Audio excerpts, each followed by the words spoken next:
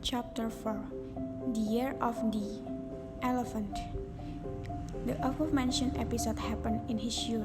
Now we come to the most important event of his life, which took place just 8 years before his death.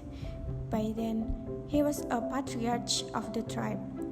The Ethiopian governor of Yemen, Abraha al-Asram, and with the reference in which Ka'bah was held by the Arabs.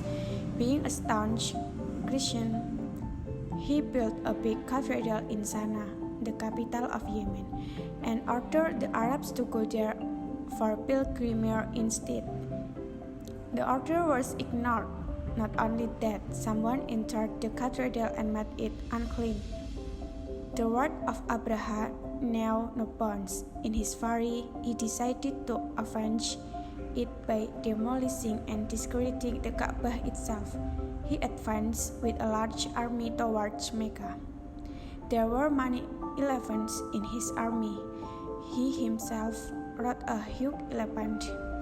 It was an animal which the Arab had not seen before. Thus the year came to be known as Amulfil, the year of the elephant, and it started an era for recounting the years in Arabia. This remained in use until the day of Umar ibn al-Khattab when, on the advice of Hazrat Ali ibn Abi Thalib, he replaced it with the era of Hijrah.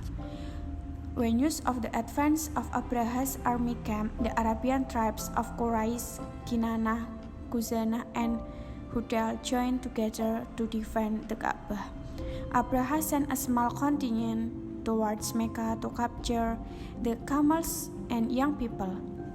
The contingent captured many animals, including 200 of Abdul Muttalib. Meanwhile, a man from a tribe of Himyar was sent by Abraha to Quraysh to advise them that Abraha had not come to fight them. His only aim was to demolish the Ka'bah, but if the Quraysh resisted, they would be crushed. Then followed a frightening description of his huge army, which admittedly was much larger and better equipped than all the tribes put together.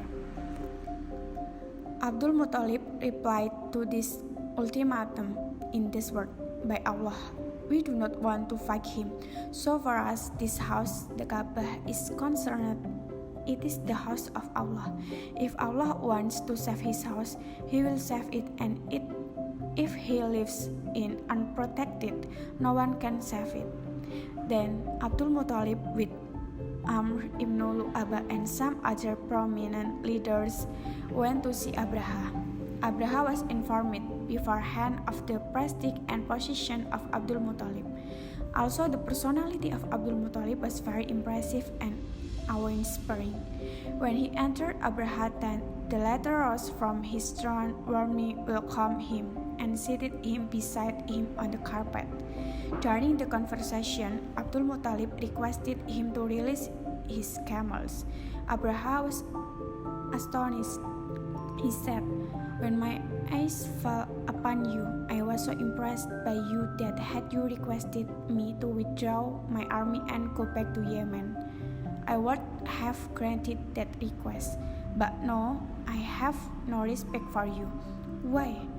Here I have come to demolish the house which is the religious center of yours and your forefathers, and the foundation of your prestige and respect in Arabia. And you say nothing to save it. Instead, you ask me to return your few camels back to you." Abdul Muttalib said, "I am the owner of the camels, therefore I try to save them. And this house has its own owner who will surely protect it." Abraha was stunned by this reply. He orders the camels to be released, and the deputation of Quraysh returned. On the second day, Abraha issued orders to his army to enter Mecca. Abdul Muttalib told the Meccans to leave the city and to seek refuge in the surrounding hills, but he, together with some leading members of Quraysh, remained within the presence of the Kaaba. Abraha sent someone to warn them to vacate the building. When the messenger came, he asked the people who their leader was. Al finger pointed towards Abdul Muttalib. He was again invited to go to Abraha where he had a talk with him. When he came out, he was heard saying, "The owner of his house, it is defender, and I am sure he will save it from the attack of the adversaries and will not dishonor the servants of his house."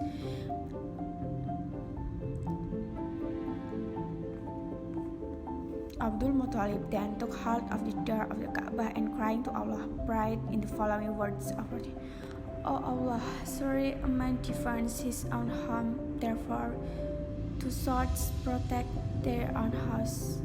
Their cross and their words can never overcome.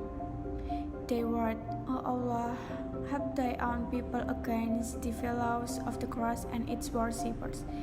Then he too went the summit of the hill Abu Qubais. Abraha advanced with his army, seeing the walls of the Kaaba. He ordered its demolition. No sooner had the army reached near the Kaaba than the army of Allah apart from the western side.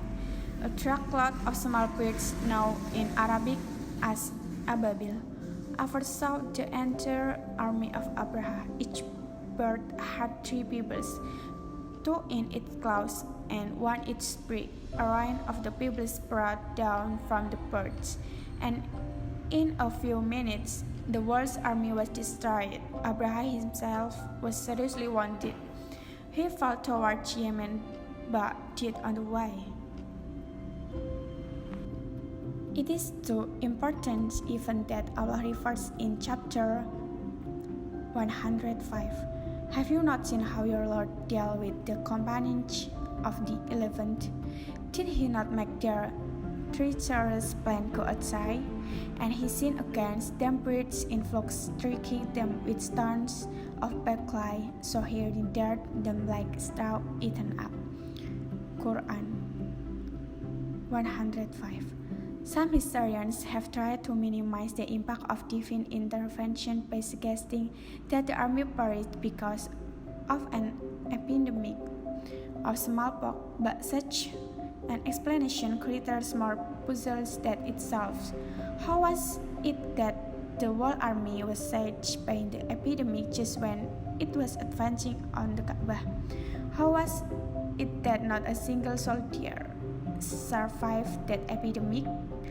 Why was it that no Meccan caught the contagious epidemic? Moreover, there was no epidemic in Mecca before or after the sudden burst of the plague.